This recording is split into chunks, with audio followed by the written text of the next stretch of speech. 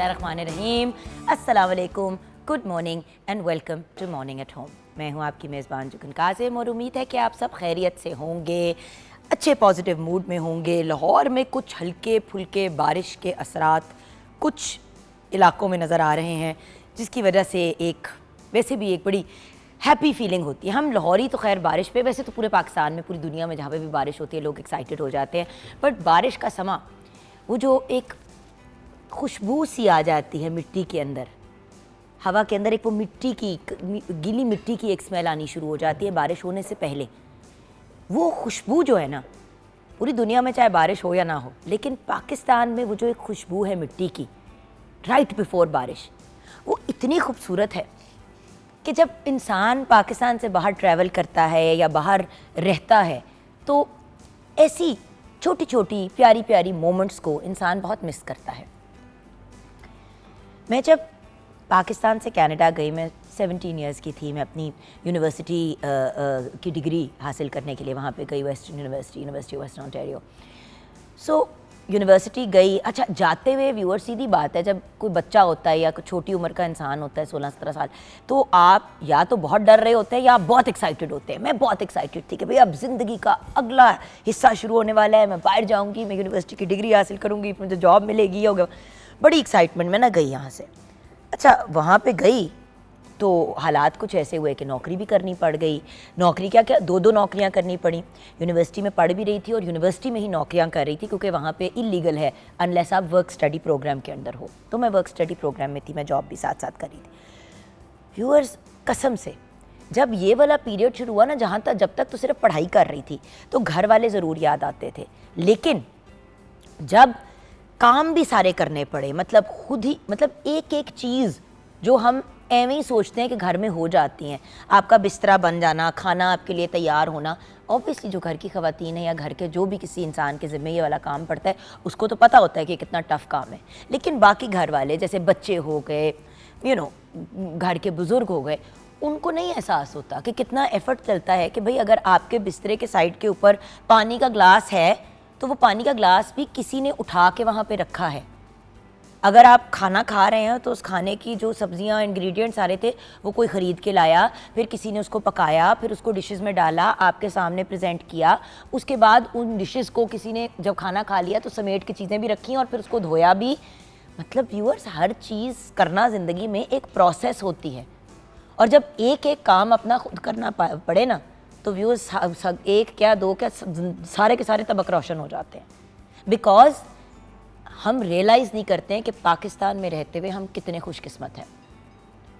कोई ना कोई किसी ना किसी का काम कर देता है, और उसके अलावा क्योंकि हम लोग ना करते करते एटलीस्ट एक फैमिली तो साथ ही रह रही होती है ना, 4-6 लोग एक साथ रह रहे होते हैं, तो कोई ना कोई, हर बंदा एक दूसरे के लिए आसानियाँ पैदा कर रहा होता है। बाहर के मुल्क में आप बाहर रह रहे हैं तो आप हैं, ज़्यादा से ज़्यादा आपका हस्बैंड या आपका वाइफ है, मुश्किल से कोई एक बच्चा होगा, और एक एक चीज़ आपने खुद करनी है। कोई ट्यूशनें व्यूशनें बच्चों की नहीं होती, कोई एकेडमियाँ नहीं होती, बस वो स्कूल जाते हैं, स्कूल से आते हैं, आपने उनको स्कूल छोड़ना है, स्कूल से लेना है, वरना आप बच्चों को बस के ऊपर डालें स्कूल जाने के लिए। मतलब यूएस, एवरीथिंग, कनाडा, अमेरिका, किसी भी दुनिया के कोने की आप बात कर लें तो उधर की मामलात और सिचुएशंस डिफरेंट है पाकिस्तान से। आज एक्चुअली मैं बात करना चाहूँगी हमारे ओवरसीज़ पाकिस्तानीज़ की, जो हमारे एक्सपैट्स हैं, जो पढ़ाई की वजह से, नौकरी की तलाश में, बेहतर ज़िंदगी के लिए, इमिग्रेशन के पर्पसेस के लिए बाहर शिफ्ट तो हो गए, लेकिन कितने जतन, कितनी सैक्रिफाइसेस करनी पड़ती हैं किसी और मुल्क में अपने आप को सेटल करने की या किसी और मुल्क पे काम करने की। पाकिस्तान में सारे ईद, रमज़ान मुबारक, पूरा महीना एक सेलिब्रेशन का समा, फिर ईद आई, ईद को सेलिब्रेट किया, बकरा ईद हुई, कुर्बानी, ये सारी चीज़ें व्यूअर्स इंसान फॉर ग्रांटेड ले रहा होता है जब हम पाकिस्तान में होते हैं। जब वहाँ बैठा होता है ना इंसान, तो आप अज़ान के वक्त अज़ान की आवाज़ को तरस रहे होते हैं। सीरियसली, मैं अक्सर शुरू में जब गई तो फजर के टाइम आँख खुल जाती थी और मुझे होता था कहीं से भी अज़ान की आवाज़ नहीं आ रही, क्यों? सो व्यूअर्स, ये बड़ी इंपॉर्टेंट चीज़ें हैं याद रखने को कि जब हम फैसले लेते हैं और डिसीजंस लेते हैं कि हमने बाहर जाके रहना है या बेहतर ज़िंदगी के लिए बाहर जाना है, तो उस बेहतर ज़िंदगी के लिए बाहर जाने के बाद जो आपको चीज़ें करनी पड़ती हैं वो बड़ी टफ़ होती हैं। बहुत से लोग डिप्रेशन में चले जाते हैं, और वहाँ पे फिर व्यूअर्स ज़िंदगी बिल्कुल मुख्तलिफ है ना, या तो आपकी फैमिली, आपके इर्द गिर्द के लोग, आपके कोई दोस्त है, बाप कुछ हो तो बंदा कहता है चलो बंदा बाहर जाए तो वटेवर।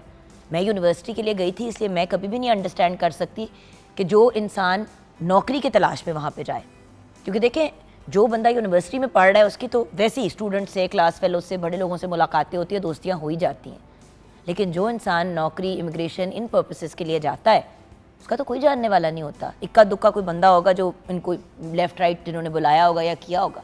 सो व्यूअर्स, अपने एक्सपर्ट्स को अप्रिशिएट करना, अपने उन प्यारे प्यारे लोगों को अपनी यादों का हिस्सा बनाना, अब अल्लाह का शुक्र है ज़माना बदल गया है। आप सोशल मीडिया पे एक दूसरे से बात कर लेते हैं, व्हाट्सएप के ऊपर आपकी गुफ्तगू हो जाती है, ज़ूम कॉल कर लेते हैं, तो इस वजह से आपको इतने ज़्यादा फासले नहीं महसूस होते।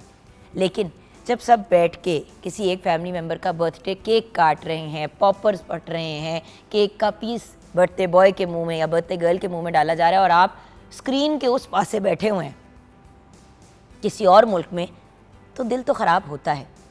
हाँ, दूरियां थोड़ी कम हो गई हैं, लेकिन दूरियां तो फिर भी दूरियां हैं। And then on top of that एक एक चीज़ खुद मैनेज और मेंटेन करना बड़ा मुश्किल काम है व्यूअर्स। और हमारे यही एक्सपर्ट्स, यही हमारे प्यारे प्यारे ओवरसीज़ पाकिस्तानीज़ वो हैं जो मेहनतें करते हैं, एफ़र्ट्स करते हैं। और अब अगर कभी भी पाकिस्तान किसी क्राइसिस में आए, कोई फ्लड्स, ज़लज़ला, कोई भी ट्रेजिडी, कोई भी मसला हो, तो सबसे पहले सर फहरिस्त खड़े होते हैं डोनेशंस करने के लिए और बाकियों के लिए, पाकिस्तानियों के लिए जो पाकिस्तान में रह रहे हैं उनके लिए आसानी पैदा करने के लिए। तो आज हम बात करेंगे, एक तरह से एक ट्रिब्यूट पेश कर रहे हैं to overseas Pakistanis as well. 042992000648 पे आप कॉल कर सकते हैं और मॉर्निंग एट होम हमारा फेसबुक का पेज है। आइए किचन की तरफ बढ़ते हैं जहाँ पे बहुत ही प्यारी सी शेफ़ अनम शेख हमारा इंतज़ार कर रही हैं। अस्सलाम वालेकुम। वालेकुम अस्सलाम, कैसी हैं आप? बिल्कुल ठीक। आपको पता है कि हम सिंधी क्विजीन का वीक लेके चल रहे हैं, क्योंकि हम लोग अक्सर जो अपने शो पे चीज़ें बनाते हैं वो इतनी पंजाबी डिशेस होती हैं, क्योंकि हम लाहौर बेस्ड हैं, तो हमने सोचा कि डिफरेंट इलाकों की डिफरेंट डिशेस को भी हमें ज़रूर एक्सप्लोर करना चाहिए। वेस्टर्न वर्ल्ड के तो खाने हम करते ही हैं ट्राई, पर थोड़ा पाकिस्तान से रिलेटेड भी बात करें। तो आज का आपका मेन्यू सिर्फ मुझे बता। आज का जो मेन्यू है वो बड़ा ही मज़ेदार और थोड़ा सा टाइम टेकिंग कह सकती हूँ। अगर आपने इसकी प्रेप पहले से कर ली है तो फिर आपके लिए बड़ा इजी हो जाएगा। तो सबसे पहले हम बनाएंगे बेसिकली सिंधी कोकी और उसके साथ हम बनाएंगे सिंधी मसाला भिंडी। दो चीज़ें आज तो ये हमारा मेन्यू है। अच्छा, जब हम इस मेन्यू की बात करते हैं तो कोकी क्या होता है? कोकी बेसिकली ये सिंधी एक रोटी बनती है, मतलब हल्के से घी लगाकर, मतलब घी लगाकर आप इसको, मैं इसको पराठा इसलिए नहीं कह रही क्योंकि इसका पराठे के साथ कोई ताल्लुक़ नहीं है, और रोटी की भी ये काइंड है क्योंकि ये कोई शेप नहीं होती, क्योंकि ये एक क्रिस्पी सी रोटी बनेगी जब आप इसको हम इसको फ्राई करेंगे हल्के से ऑयल के अंदर, तो ये बड़ी ही मज़ेदार और क्रिस्पी। आप इसको अचार के साथ भी खा सकते हैं, आप इसको खाली घी के साथ भी खा सकते हैं, आप चाहें तो इसको सिर्फ रायता और सैलड के साथ भी खा सकते हैं। तो ये अपने आप में जो है बेसिकली कोकी जो है एक अपने आप में एक कंप्लीट मील है। इसके साथ जो है अदर देन आपको कोई सालन की ज़रूरत नहीं होती, क्योंकि इसके अंदर जब आप मेरे पास आएंगी इधर तो वो हम डिस्कस करेंगे सारे। बताऊंगी। Okay, I will come to you, but पहले ब्रेक की तरफ जाना, और ब्रेक में जाने से पहले हम बात करेंगे अलन फ़कीर साहब की। आज अलन फ़कीर साहब की डेथ एनिवर्सरी है। अगर लेजेंड्स की बात करें तो आपका नाम भी हमारे पाकिस्तान की मीडिया इंडस्ट्री के लेजेंड्स में शुमार है और काफ़ी हाई एंड पे। 1932 में आप पैदा हुए। आप एक एक्सेप्शनल फोक सिंगर थे। अलन फ़कीर ने रेडियो के साथ अपने काम का आगाज़ किया और पीटीवी के साथ भी बहुत काम किया। आपने सिंधी, पंजाबी, सिराइकी, उर्दू और दूसरी ज़बानों में भी कलाम गाए। उनका सॉन्ग हम्मा हम्मा बहुत ही हिट हुआ। आज भी लोग उसको सुनते हैं, बहुत इन्जॉय करते हैं। अलन फ़कीर ने ट्रेडिशनल फोक कल्चर में एक नया स्टाइल, एक कूल और इनोवेटिव स्टाइल इंट्रोड्यूस कराया। आपको गवर्नमेंट की जानिब से प्राइड ऑफ परफॉर्मेंस से नवाजा गया। आपकी डेथ 4 जुलाई 2000 को हुई। अल्लाह पाक से दुआ है कि आपके दर्जात को बुलंद फरमाए, आमीन। इस नोट पे छोटी सी ब्रेक की तरफ जाएंगे। ब्रेक के बाद जब वापस आएंगे तो बड़ी ही कूल सी जो दो सिंधी डिशेस बना रही हैं अनम, वो हम बनानी सीखेंगे।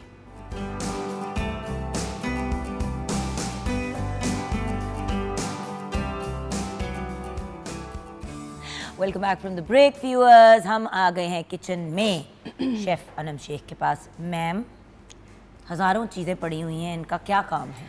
जी जुगरापी, सबसे पहले जो है आप बताएं कि कौन सी रेसिपी आपको लग रहा है कि थोड़ी सी पहले हम भिंडी बना लेते हैं भिंडी ना, तो शुरू रोटी करते तो हैं फौरन बन क्योंकि जाती है। रोटी साथ ही स्टार्ट होती है। सबसे पहले जो है सिंधी मसाला भिंडी बनाने लगे हैं। मुझे पहले किसी काम लगा दो। जी बिल्कुल, मैं इसीलिए मैंने ऑन करके रखा हुआ है सब कुछ, ताकि जो है हमें ज़्यादा टाइम ना वेस्ट हो हमारा। तो सबसे पहले जो है बेसिकली हम सिंधी कोकी के साथ हम मसाला भिंडी जो है वो रेडी करने लगे। उसके लिए मैंने तकरीबन 1 कप के करीब जो है घी ऐड किया है। घी के अंदर जो है हम ऐड करेंगे प्याज, और ये प्याज तकरीबन आप ये सारा प्याज जो है इसके अंदर ऐड करेंगी, क्योंकि हमारे पास जो है पूरी 1 kg जो है वो भिंडी है, और उसके अंदर तकरीबन 3 पाव के करीब जो कि 4 से 5 बड़े साइज़ के प्याज हैं वो इसमें जाएंगे। साथ में जो है सबसे पहले इसका मसाला, जी सबसे पहले इसका मसाला रेडी होगा। मसाला रेडी करने के लिए आपने क्या करना है कि प्याज ले लेना है, उसको हल्का सा फ्राई करना है। जब वो वाइट फॉर्म में थोड़ा सा आ जाए, जैसे कि वो ट्रांसलूसेंट हो जाए, तो उसके बाद हम उसके अंदर ऐड कर देंगे जो हमारे आलू हैं। अच्छा, ये क्योंकि सिंधी है इसके अंदर थोड़ा सा जो है इसकी रेसिपी थोड़ी सी डिफरेंट है। अच्छा, उसके बाद हम इसके अंदर ऐड करेंगे आलू। आलू के बाद हम इसके अंदर सारा मसाला जात डालेंगे, जो कि है नमक, लाल मिर्च पाउडर जाएगा, इसमें सूखा धनिया पाउडर जाएगा, साथ में थोड़ा सा जो है अगर आपको ज़ीरा का फ्लेवर अच्छा लगता है तो थोड़ा ज़ीरा ऐड करेंगे, और सूखी मेथी जो होती है। अच्छा, सिंधी खानों में बेसिकली सूखी मेथी जो है वो बहुत ज़्यादा जो है वो डलती है खानों के अंदर, क्योंकि उससे बड़ा ज़बरदस्त सा फ्लेवर आता है। और थोड़े सा जो है हम इसके अंदर डालेंगे अजवाइन, साथ में डालकर अच्छी तरीके से मसाला भूनेंगे। और साथ में मैं इसके अंदर तकरीबन आधा किलो के करीब जो है टमाटर ऐड कर दूंगी, जो कि होंगे 4 से 6 अदद के करीब टमाटर, जिनको मैंने स्किन उतार दी हुई है, और सिर्फ जो है हम उसका टमाटर को यूज़ करेंगे। अब बारी आ जाती है भिंडी की। भिंडी की फिलिंग के अंदर बेसिकली हम कट लगाएंगे, और उसके अंदर हम ऐड करेंगे सबसे पहले लहसुन, साथ में उसके अंदर जाएगी ग्रीन वाली हरी मिर्चें जाएंगी, साथ में इसमें जाएगा अनार दाना, सूखी मेथी, अजवाइन, थोड़ा सा 2 से 3 टेबलस्पून के करीब जो है ऑयल या घी आप इसके अंदर ऐड कर सकते हैं। सिंधी खाने बेसिकली ज़्यादा जो है वो घी के अंदर बनते हैं। और उसके बाद नमक, लाल मिर्च पाउडर और हल्दी डालकर आपने इसकी एक पेस्ट रेडी कर लेनी है। उसके बाद आपने इस तरह से भिंडी को सेंटर से कट करना है, और उसके अंदर आपने सारी जो है वो स्टफिंग वो भर देनी है। और भरने के बाद जो है जब हमारा मसाला बिल्कुल रेडी हो जाएगा, तो उसके बाद हम क्या करेंगे कि सारी जो भिंडी है हम उस पर डालकर अच्छे से दम लगा देंगे। That's it. दम लगाने के बाद अच्छा, जब ये फ्राई नहीं होती ना, ये इसमें बिल्कुल भी फ्राई नहीं होगी। फिर तो लिज नहीं होगी। नहीं, बिल्कुल लिज नहीं होगी। वो जो होती है ना वो लेस टाइप होती है। नहीं, मेरे से आई लव भिंडी, बट लेस वाली नहीं, मुझे आदत है क्रिस्पी वाली भिंडी खाने की, जबकि बाय द वे बुरा गलत तरीका है खाने का, बिकॉज उसमें सारी तवानाई खत्म हो जाती है फ्राई कर करके। और उसके अंदर आपने क्या करना है कि जब आप इसको दम की आंच में मसाले में अच्छी तरह, अच्छा फ्राई जो है जुगनापी इसमें इसलिए नहीं कर सकते हम लोग, क्योंकि हमने इसके अंदर जो मसाले की स्टफिंग की हुई, जब हम फ्राई करेंगे तो वो मसाला जो है सारा बाहर आ जाएगा। तो अगर तो ये बेसन या किसी चीज में डिप होकर फ्राई होता तो वो बात और बिल्कुल। तो उसके बाद जो है लास्टली हम इसके अंदर ऐड करेंगे, और जब बिल्कुल हमारी भिंडी फाइनल टचेस पे होगी, जैसे हमारी भिंडी जो है वो गल गई है, तो लास्टली हम इसके अंदर तकरीबन 4 टेबलस्पून के करीब जो है लेमन जूस ऐड करेंगे। उससे एक बड़ा ही ज़बरदस्त सा खट्टा सा जो है वो जायका आना स्टार्ट हो जाएगा। अब ये जैसे ही थोड़े से जो है प्याज आपके और थोड़े से सॉफ्ट हो जाएंगे, तो इसके अंदर हम ऐड कर देंगे टमाटर और आलू। अब आप कहेंगे कि भिंडी में आलू का क्या काम है, तो ये बेसिकली जो है सिंधी लोगों के अंदर जो है ये भिंडी इसी तरीके से जो है वो बनाई जाती है। अब देखें कि थोड़ा सा मेरा ख्याल है कि 19-20 का फ़र्क है, ज़्यादा भी फ़र्क नहीं है, क्योंकि हम भी ऐसे ही मसाला अपनी भिंडी का रेडी करते हैं। भिंडी का मसाला करते हैं, लेकिन स्टफिंग एक मुख्तलिफ चीज़ है, और दूसरी बात आलू जो है वो बिल्कुल। अच्छा, मैंने जो भिंडी खाई हुई है वो कुरकुरी भिंडी खाई, बिल्कुल कुरकुरी। वहाँ पे वो होता क्या है कि उसको डीप फ्राई कर लेते हैं, भिंडी को छोटे छोटे पीस काट के, इसके आधे से मतलब बिल्कुल एक भिंडी के 2 कर ले, नहीं ये नहीं, ये इसके 3 पीस होंगे। अच्छा 3, ठीक है ना, तो वो छोटे करके आपने उसको डीप फ्राई कर लिया, फिर इस तरह का अगर एक मसाला तैयार किया उसको, और फिर उसके ऊपर इसको डीप फ्राई करके इसके चिप्स बना के अच्छा दिया, तो वो भी तरीका मैंने ट्राई किया है कराची में। अच्छा, और अब और उसके ऊपर चाट मसाला और नींबू डाला जाता है बिल्कुल। साथ में। अच्छा, अब ये प्याज थोड़े से और हो जाए तो इतनी देर में जो है मैं आपको मसाला कोकी की जो रेसिपी है वो आपके साथ शेयर कर देती हूँ। इसके लिए तकरीबन मैंने 3 पाव के करीब जो है आटा लिया है। इसके अंदर जाएगा तकरीबन 2 से 3 टेबलस्पून भरकर हम ऐड करेंगे बेसन के। साथ में इसके अंदर जाएगा अनारदाना, सूखी मेथी, अजवाइन और हरा धनिया, फ्रेश हरा धनिया, हरी मिर्चें जाएंगी, इसमें ज़ीरा जाएगा और इसके अंदर तकरीबन 2 से 3 टेबलस्पून भरकर हम ऐड करेंगे घी के। अच्छी तरीके से आटा गूंदेंगे, लेकिन आटा जो है आपने थोड़ा सा जो है वो हार्ड गूंदना है। और आटे को जब आप हार्ड गूंदेंगे, क्योंकि इस रोटी की कोई शेप नहीं होती और आपने इसको जो है कोशिश करेंगे, फॉर एग्जांपल अगर आप सुबह इसको, बेसिकली सिंधी लोग इसको सुबह नाश्ते के अंदर एंजॉय करते हैं या दोपहर, हाँ चाय के साथ, या आप इसको दोपहर के खाने में भी, जैसे गर्मियाँ हैं तो आप उसको दोपहर के खाने में भी इंजॉय कर सकते हैं। आपने सिंपल क्या करना है, थोड़ा सख्त आटा गूंदना है, इसको तकरीबन हाफ एन आवर का आपने रेस्ट ज़रूर देना है, उसके बाद आपने पकाना है। बेहतर है कि अगर आप इसको रात को ही गूंद ले तो वो ज़्यादा अच्छा फ्लेवर अच्छी तरीके से जो है वो आ जाएगा। साथ में इसके अंदर बिल्कुल फाइनली चॉप मैंने थोड़ा सा प्याज ऐड किया है सिर्फ फ्लेवर के लिए, लेकिन वो प्याज आपने तब ऐड करना है जब आपने इसको कुक करना है। अच्छा, अभी थोड़ी देर पहले ही मैंने इसके अंदर थोड़ा सा ऐड किया था बेकिंग पाउडर। बेकिंग पाउडर क्या करेगा कि आपके जो रोटी को थोड़ा सा फ्लफ़ी रखेगा, तो वो आपको खाने में बड़ी अच्छी लगेगी। ये ऑप्शनल है, आप चाहे तो इसको स्किप भी कर सकते हैं। अब सिंपल जो है उसके बाद हम रोटी को जो है बेलेंगे खुश्का लगाकर और उसके बाद हम उसको पकाना स्टार्ट करेंगे। वो भी बनानी शुरू कर देते हैं, भिंडी भी। देखिए द होल पॉइंट इसके साथ साथ चीज़ें हम लोग करते रहें। तो अभी इसको कितना और टाइम है? बस आप अब इसके अंदर जो है ये ऐड कर दें टमाटर और साथ में ये आलू ऐड कर दें और उसके बाद अच्छी तरीके से जो है हम इस मसाले को पकने के लिए छोड़ देंगे, ताकि हमारा मसाला बिल्कुल अच्छे तरीके से जो है वो कुक हो जाए। जब मसाला बिल्कुल कुक हो जाएगा, सॉफ्ट हो जाएगा, उसके बाद हम इसके अंदर जो है अगला स्टेप करेंगे, जो कि है भिंडी। अच्छा, यहाँ पे जो है मैं ले लेती हूँ। अच्छा, ये उसके सारे जी, ये मैंने मसाले डाल के एक दो थोड़ा सा मैं इसको पका लूँ। जी, पका लो। इस तरह से आपने एक नॉर्मल साइज़ का जो है कोकी का आपने एक पेड़ा ले लेना है और अच्छी तरीके से आपने उसको खुश्के के अंदर डस्ट कर लेना है और फिर आपने उसको पेड़ा बनाकर आपने इसकी रोटी जो है वो बनाना स्टार्ट कर देनी है। मैं फिर वही बता रही हूँ कि इसका टेस्ट और इसकी शेप जो है वो बिल्कुल डिफरेंट होगी, क्योंकि इसके अंदर अनारदाना डला हुआ है, जो साबुत सारे जो है मसाले, क्रिस्पी होती है। हाँ जी, बिल्कुल। ये लाइट सी जो है ये क्रिस्पी आपको जो है वो रोटी थोड़ी सी फील होगी और ये टेस्ट में भी जो है वो बहुत ही मज़ेदार। अच्छा, आपने इसको जो है ज़्यादा पतला नहीं करना। मुझे तो बेसन वाली रोटी याद आ रही है हमारी यहाँ की। बिल्कुल, अगर आप अभी जुगन आप बेसन वाली, इसमें प्याज, थोड़ा सा धनिया, हाँ, ये सारी चीज़ें इसमें भी डलती हैं। तो आप जो है, अच्छा अभी आप इसको जब खाएंगी ना तो आपको इसका टेस्ट प्रोफाइल बिल्कुल डिफरेंट लगेगा बेसन वाली रोटी से, क्योंकि बेसन वाली रोटी के अंदर जो है ज़्यादा फ्लेवर जो होता है हमारा वो बेसन का होता है। इसके अंदर प्योरली ज़्यादा जो हमने यूज़ किया है, बेसिकली हमने आटा यूज़ किया है। इस तरीके से जो है आपने एक थोड़ी सी पतली रोटी जो है वो बेलेंगे। अच्छा, ज़्यादा भी पतली नहीं करनी, मैं अभी आपको इसकी थिकनेस बता दूंगी कि हमें इसकी कितनी को थिकनेस चाहिए। इस तरह से आपने सारी रोटी को बेल लिया और अगेन इसकी वो टेंशन नहीं है, हमें तो आदत है गोल रोटियों की, तो उस वजह से हमारी वो गोल बेचारी बन गई है, बट कोई शेप उसकी कोई लिमिटेड शेप नहीं है।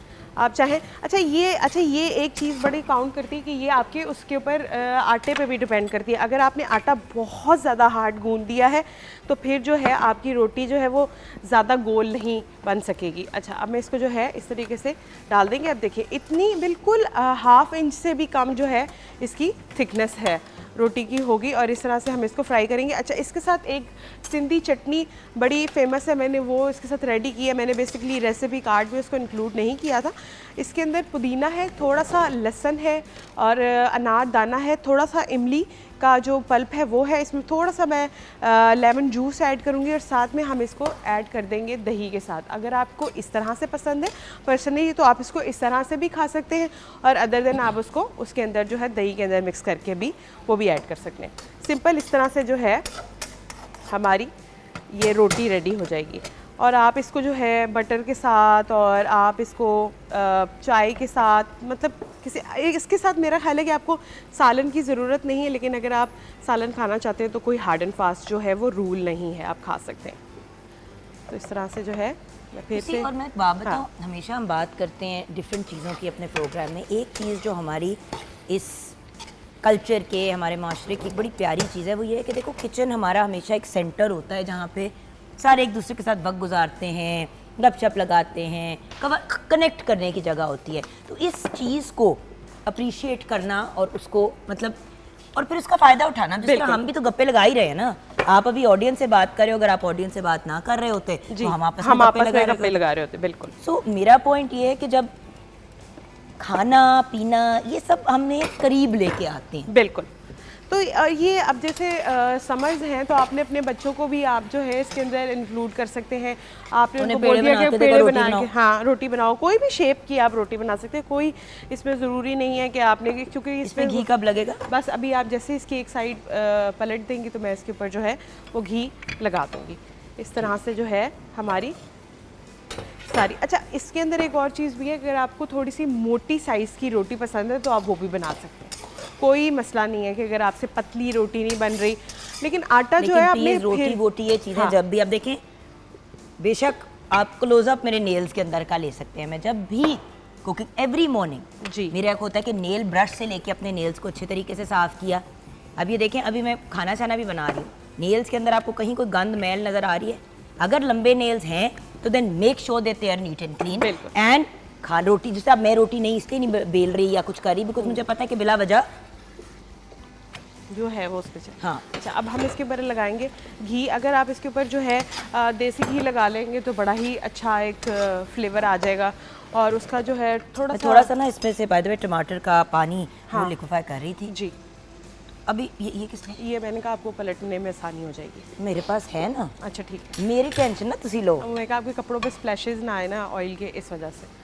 अभी हम इसको करेंगे फ्लिप थोड़ी देर में। So the point is, so this is basically अ पराठा। बिल्कुल, ये इस तरह से जो है आप इसको बना लें। अच्छा, अभी आपको ये थोड़ा सा लग रहा होगा, जब आप ये थोड़ी देर रखेंगे तो आप देखेंगे कि सारा एक्सेस जितना भी इसका ऑयल है वो इसके अंदर ऑब्जर्व हो जाएगा, क्योंकि इसके अंदर जो है वो बेसन है और बेसन जो है वो काफ़ी ज़्यादा ऑयल को जो है अपने आप में ऑब्जर्व करता है। तो जब आप इसको खाएंगे रोटी को तो वो आपको बिल्कुल जो है वो ड्राई फॉर्म में लगेगी। तो अब जुगन आप ही ये हो गया है, तो अब आप इसमें बेशक मसाले ऐड कर दें। मसाले अभी आलू नहीं डाला इसमें। हाँ जी, आलू ना डालें, पहले मसाले ऐड कर दें। मसालों में मैंने इसके अंदर ऐड किया है नमक है, इसमें लाल मिर्च पाउडर है, इसमें थोड़ा सा जो है हल्दी है, और सूखा धनिया का जो पाउडर होता है वो हमने इसके अंदर ऐड किया है सिंपल। और उसके बाद जो है अब हम इसको अच्छी तरीके से इसकी जुगन आपी जो है उसकी वो भुनाई कर रही है। टमाटर का पानी थोड़ा सा निकाल के उसके बाद आलू डालना चाह रही हूँ, वरना वो ना आलू के अंदर चला जाता है टमाटर का पानी। बिल्कुल। तो इस तरह से जो है ये देखें कितनी मज़ेदार। और ये अभी आप इसको थोड़ी देर कुक करेंगी, जैसे हल्की आंच पे बड़ी ही अच्छी रोटी जो है वो कुक हो रही है। तो जितनी देर आप इसको कुक करते रहेंगे तो ये जो है वो रोटी जो है वो क्रिस्पी होती रहेगी। और सबसे मज़ेदार इसकी चीज़ एक ये भी लगती है कि जब आप इसको खाते हो तो जो एक अनारदाने का क्रंच आपके मुँह में आता है वो बहुत ज़बरदस्त फ्लेवर देता है। अच्छा, अचार बड़ा अच्छा इसका एक ऑल्टरनेटिव है, तो अचार के साथ भी आप इस जो है कोकी को खा सकते हैं। ये बड़ी ही एक सिंधी मशहूर, जब मुझे पता चला कि हम सिंधी वीक कर रहे हैं तो मैंने काफ़ी ज़्यादा रेसिपीज़ जो है सर्च की, तो सबसे ज़्यादा जो रेसिपी के अंदर जो रेसिपी आ रही थी बेसिकली सिंधी में, जिसकी डिमांड भी आ रही थी, तो वो एक सिंधी कोकी थी और एक ये भिंडी और एक साग नहीं अवेलेबल सीज़न में, वरना मैं वो साग बनाती। अच्छा, अगर वो कैसे होता है? वो साग बहुत ही ज़बरदस्त, लेकिन उस साग के अंदर थोड़ा सा ट्विस्ट के साथ वो साग बनता है, लेकिन अभी सीज़न तो अब मैं आलू डालने लगी हूँ। ठीक है, हाँ जी, डाल दें आलू। अब ये आलू डालकर और थोड़ा सा आप इसके अंदर दे देंगे पानी डाल के, या अगर उसका ही है तो वो उसी में हो जाएगा, तो आप इसको कवर कर दें। ये देखें जुगन आप ही, ये देखें हमने कितना ऑयल डाला था, तो वो आहिस्ता आहिस्ता जो है वो सारा अब्जॉर्ब हो गया। बिल्कुल। तो मैं यहाँ से आपको प्लेट दे देती हूँ। नहीं, वो साइड हो रही है। देखिए, हमारी कोशिश होती है कि ऑन एयर आपको चीज़ बनानी सिखाएं ताकि ऑथेंटिसिटी भी आए। वही वाली चीज़ है जिस पे हमें हमेशा इस बात पे ताना मिलता है कि जी आप लोग सेट पे तो बनाई हुई चीज़ ले आते हैं, इसीलिए हमने ये प्रोसेस स्टार्ट किया उन सब लोगों के लिए जो कहते हैं कि भाई आप लोग तो बना के लेके आते हैं। बिल्कुल। बना के लेके आना तो वो तो फिर मतलब हमारे लिए कितनी आसानी हो जाए। और सबसे ज़्यादा जो है, मैं अभी ऑफ एयर भी ये बात कर रही थी कि सबसे ज़्यादा जो टास्क था वो ये था कि इसकी भिंडी की जो है वो स्टफिंग करनी है।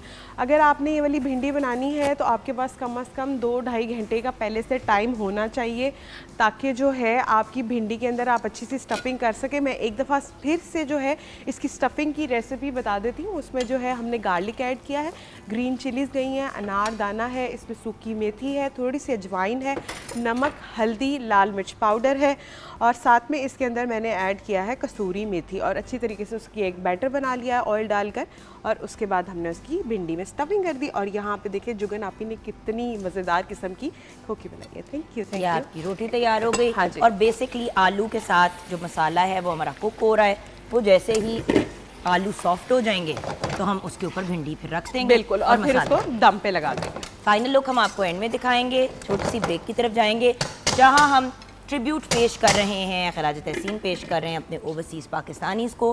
तो ब्रेक के साथ हमारे साथ एक ऐसी पर्सनैलिटी होंगी who is a very talented actor, host, Canada से आई हुई हैं, उनसे बातचीत भी करेंगे, उनके बारे में भी जानेंगे।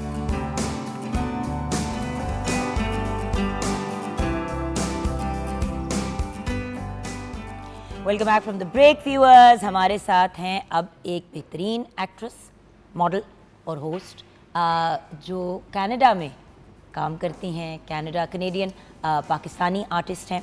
आज हमारे साथ प्रोग्राम पे इसलिए हमने उनको बुलाया क्योंकि जैसे कि मैंने आपको बताया कि हम अपने ओवरसीज़ पाकिस्तानीज़ को खराज तहसीन पेश कर रहे हैं, उनको ऑनर कर रहे हैं।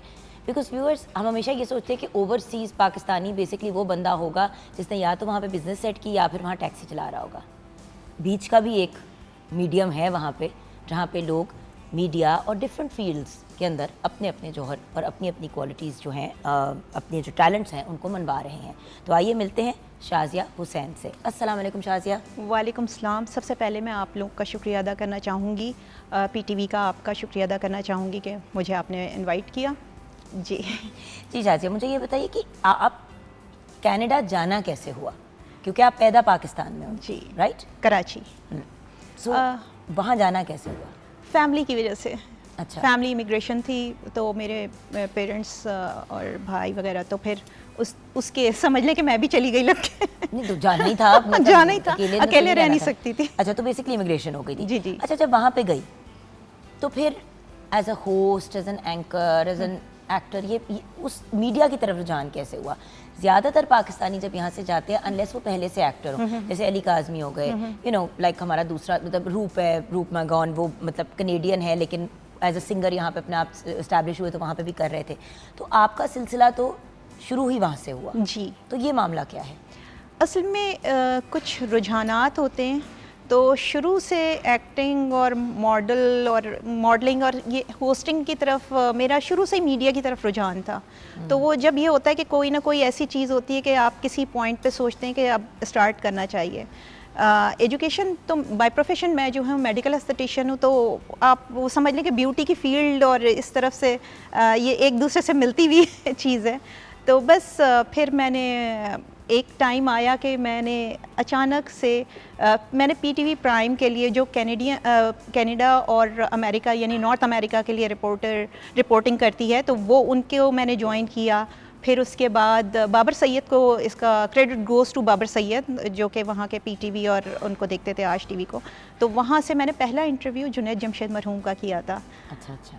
तो समझ ले कि फिर वहाँ से मेरी इब्तिदा हुई। और ये पहला आपका काम था? ये पहला काम था। पर ज्वाइन कैसे किया पीटीवी? वहाँ पे इतना कोई आसान तो नहीं होता ना कि मीडिया को एंटर करना, लोग तो सोचते ही रहते हैं। मुश्किल होता है, लेकिन वो चीज़ ऐसी थी कि कुछ बैकग्राउंड ये था कि मेरा मीडिया की तरफ भी, मेरी एजुकेशन मीडिया की तरफ भी थी, तो वो फिर होते करते मैंने सोचा कि नहीं, अब मुझे जो है इस तरफ आ जाना चाहिए। तो ये चीज़ हुई कि मैंने एक दिन समझ ले कि मैंने बड़ी स्ट्रॉन्ग फीलिंग होती है ना कि अब मुझे करना चाहिए। और फिर मुझे एक हाथ ऐसा मिला बाबर सैयद का कि जिन्होंने मेरा सारा देख के, और उसके बाद मेरा इंटरव्यू हुआ बाकायदा, जैसे एक यहाँ पे होते हैं इंटरव्यूज़ होते हैं, उसके बाद ऑडिशन हुआ और फिर उसके बाद फिर मैं एंटर हुई। ये नहीं है कि आप अचानक एंटर हो गए और आपको जो है फ़ौरन रख लिया गया, पूरा एक प्रोसेस होता है वहाँ पे भी, और उस प्रोसेस से गुज़र के फिर मुझे रखा गया। और फिर जब रखा गया तो फिर उसके बाद ये जर्नी कितनी देर पहले शुरू हुई? ये 2014 की बात है एग्जैक्टली, अबाउट 10 years ago. या एग्जैक्टली। और फिर वहाँ से फिर अब कहाँ पे खड़ी हैं? शुरू तो वहाँ से हुआ, फिर अच्छा, मजीद क्या क्या किया उसके बाद? अच्छा, उसके जब मैं इन लोगों के लिए रिपोर्टिंग की, उसके बाद फिर मैं इन चैनल्स के लिए रिपोर्टिंग करने के बाद मैंने रावल टीवी के सीईओ से मेरा इंटरव्यू हुआ था, तो उनको उस टाइम पे मॉर्निंग शो होस्ट की ज़रूरत थी, तो फिर उन्होंने ऑडिशन किया मेरा, और उसके बाद जो है मुझे मॉर्निंग शो ऑफ़र की। वहाँ पे मैंने तकरीबन 3 साल उनका मॉर्निंग शो किया है। वो पाकिस्तानी चैनल है रावल टीवी वहाँ का। तो वहाँ से करने के बाद अच्छा, इस दौरान मैंने रेडियो भी किया, FM 101.3 पर न्यूज़ रीडर थी मैं, आरजे भी रही हूँ। तो बस समझ लें कि इसी तरह यही मेरी फील्ड रही कि जिसमें मैं डिफरेंट वो करती रही। इसी दौरान मैंने वहाँ का एक ड्रामा किया, इबरत नाम का, बड़ा ही अच्छा ड्रामा था वो। और फिर उसके बाद मैं इसमें 2017 में एग्जैक्टली मुझे ऑफ़र हुई। मिस्टर अरशद भट्टी ने अपना एक चैनल खोला था, टोरंटो 360। तो उसमें उन्होंने, वो मेरे साथ टीवी भी कर चुके थे और रेडियो पे भी हम साथ होते थे, FM 101.3 पे। तो उन्होंने फिर जो है मुझे ऑफ़र की, और फिर वहाँ से मेरा टोरंटो 360 पे 2017 से लेके अब तक मैं मॉर्निंग शो कर रही हूँ उनका। वंडरफुल। और मतलब बेसिकली आपके शो का फॉर्मेट क्या होता है? हर मॉर्निंग शो का अपना एक, ब्रेकफास्ट शोज़ का अपना फॉर्मेट जी, होता है। अच्छा, हमारा जो है ना वो चेंज करते रहते हैं, हम कोई पर्टिकुलर नहीं होता, हम चेंज करते रहते हैं। कितना लंबा होता है क्या आपका? हमारा 45 मिनट्स का होता है मैक्स। अच्छा, ओके, इतना 45 लंबा नहीं होता है। और उसमें हम कम्युनिटी, और समटाइम्स हम डिफरेंट कम्युनिटीज़ से भी लोगों को बुलाते हैं। वहाँ के जो इलेक्शंस वगैरह होते हैं, या वहाँ के जो Pakistani political is it more of a news kind of? No no, is kind of depends कि कौन से दिन हम कौन से किसको हम समझ आ गई। जैसे कि अगर मैचेस चल रहे हैं क्रिकेट के, तो उसके ऊपर सारा फिर आपका फोकस हो गया 2, 4, 5 दिनों के लिए, या जिस दिन। सो बेसिकली आपका भी थीमेटिकली चेंज होता है। जी, ऑल राइट। एंड 45 मिनट्स में, मतलब क्योंकि हमें तो 2 घंटे कम लगते हैं हमें एक्चुअली 2 घंटे कम लगते हैं, because there so much to do. जैसे अभी हमने ओपन किया शो, उसके बाद मतलब उस दिन के टॉपिक पे बात की, जिस तरह टुडे वाज ओवरसीज पाकिस्तानीज, फिर किचन में गए, फिर अनम ने प्रॉपर अपनी रेसिपी बनानी सिखाई, मैंने साथ उसके लग के किया। अब आपसे बात कर रही हूँ, इसके बाद हमारे एक और आर्टिस्ट आएंगे, तो हमें तो 2 घंटे कम लगना शुरू हो जाते हैं। जी। बट आई गेस पाकिस्तान पाकिस्तानियों का हब है जी, वहाँ पे कम्युनिटी के इतने लोग ढूंढना, सारा कुछ करना कांट बी इजी। टाइमिंग्स क्या होते हैं? देखें, कुकिंग सेगमेंट हमारे यहाँ नहीं होता है, तो समझ लें कि एक सेगमेंट तो आप वैसे ही कट कर दें। तो और फिर अगर हम सिंगर को बुला रहे होते हैं तो फिर हम बाकी किसी को नहीं बुलाते। तो हमने इस तरह हमारा फॉर्मेट इस तरह का सेट हुआ है कि हम उसी में अकोमोडेट करते हैं। और टाइमिंग्स क्या होते हैं आपके? टाइमिंग्स होते हैं हमारे 11 to 11:45। ठीक है, 11 to 11:45। और मतलब तैयारी किस लेवल की होती है शो की? शो की तैयारी टीम कितनी बड़ी है, मतलब हाउ डज इट वर्क? क्योंकि obviously from one morning show host to another एक क्यूरियोसिटी तो होती है ना। टीम हमारी बहुत बड़ी नहीं है, लाइक कि यहाँ पे तो समझ लें कि इंटायरली यहाँ से डिफरेंट है। और ये भी होता है कि हमारे यहाँ मेकअप आर्टिस्ट भी होते हैं, लेकिन चूँकि सुबह का टाइम होता है, आप सारा कुछ घर से करके निकल रहे होते हैं। हमारे यहाँ तो वहाँ मेड्स अवेलेबल नहीं है, तो ईच एंड एवरीथिंग हमें खुद करनी पड़ती है। तो मैं कोशिश करती हूँ कि मैं अपना मेकअप करके घर से जाऊँ, या फिर वहाँ जाके जल्दी 5 मिनट्स में मैं अपना मेकअप को डन कर लेती हूँ। ओके। तो उसके अलावा ये कि टीम का, जैसे मैंने आपको बताया कि टीम बहुत बड़ी नहीं होती। यहाँ पे एक बहुत बड़ा, जितने भी मैंने शोज़ में शिरकत की वहाँ बहुत बड़ी टीम है, और बहुत बड़ा, मैं कहती हूँ कि सबको क्रेडिट जाता है, आप लोग इतनी बड़ी टीम को लेके चलते हैं, ये होता है। अच्छा, ये बताइए कि अपने वतन से दूर रहती हैं, क्योंकि आप यहाँ पैदा हुई हैं, that's why you were an ideal candidate for today's conversation. क्योंकि देखिए, एक तो होता है ना कि वहीं पे पैदा हूँ, एक होता है कि बहुत ही बिल्कुल बेबी, मतलब 2-4 साल की उम्र, जिनको पता नहीं होता, या फिर बहुत लेटर एज में। You went at a young age, you want to old, you want to young. उस एज पे जाके अब पाकिस्तान की क्या क्या चीज़ें मिस करती हैं? अच्छा जुगन, मैं आपको एक चीज़ बताऊं कि जब मैं शुरू में गई थी तो लिटरली मुझे रोना आता था, क्योंकि पाकिस्तान का वो एनवायरनमेंट, जैसे ईद, हमें तो ईद, बकरीद और ये जितने भी चीज़ें होती थी, बकरे फिराना, और वो जो होता है ना, जैसे यहाँ पे देखते हैं आप, तो और वो मेले और उस टाइप की चीज़ें जो यहाँ पे, खैर यहाँ तो मेले नहीं होते, वहाँ की मैं बात बता रही हूँ। वहाँ पर कुल एक मेला लगता था जो कि फ़कत हमारे लिए एंटरटेनमेंट का बायस होता था, वो भी 14 अगस्त के अराउंड लगता था, और पाकिस्तान से कोई एक आर्टिस्ट आता था और हम सारा साल खुश रहते थे वहाँ पे कि भाई पाकिस्तान से आया, हमने सुना, पूरा दिन हम इंजॉय करते थे उसको। तो लेकिन मैंने वो बहुत मिस किया है पाकिस्तान का शुरू में जाके, और हमें हलाल गोश्त लेने के लिए दूसरे शहर जाना पड़ता था। 21 साल पहले की मैं बात बता रही हूँ। अब तो खैर माशाल्लाह हर जगह दुकानें खुल गई हैं। अब आप कह सकती हैं कि अब हम वो एनवायरनमेंट अब मिस नहीं करते, क्योंकि वो जो एलिमेंट जेरार्ड स्ट्रीट पे बंदा निकल जाता है आराम से, जो मर्जी खाने पीने अच्छा, जेरार्ड स्ट्रीट 21 ईयर्स पहले भी वो होती थी, लेकिन वो एक ही चीज़ थी ना। अब आप यकीन करें कि मैं जिस उसमें रहती हूँ, नहीं, मैं उस वक्त की बात कर रही हूँ कि उस वक्त भी जेरार्ड स्ट्रीट होती थी। एंड मैं भी जब London Ontario when I went to college in Canada western, तो आई रिमेंबर कि वहाँ से हम ड्राइव डाउन करते थे 2 घंटे just to go and have कोई देसी खाना वहाँ पे, क्योंकि खुद बना बना के बंदा इरिटेट होता क्रेविंग होती है और ना। कॉलेज में तो वैसे ही आपके पास उस किस्म की फैसिलिटीज नहीं होती ना कि देजकियाँ ये वो whatever. So initially first year में तो when I was living in the dorm, pizzas और बर्गर्स और चीज़ें खा खा के इतनी तंग आ गई थी कि हम लोग लिटरली वीकेंड पे ड्राइव करके जाते थे कि चलो वहाँ जाएं, खाना खाते थे और उसी तरह वापस आ जाते थे, बिकॉज हजार और मामला चल रहे होते थे वहाँ पे, क्योंकि रुकने के भी फिर पैसे खर्च करने पड़ते थे। सही बात है। इट वाज ईजियर कि एक ही गाड़ी में सारे बैठ के जाएं, सब पेट्रोल के मिलके पैसे दें, जाएं खाएं, पेट्रोल के पैसे दें, वापस आएं और एटलीस्ट अपनी क्रेविंग पूरी कर ले। और हम पैक करा के लेके आते थे कि हम फ्रीजर में रख देंगे।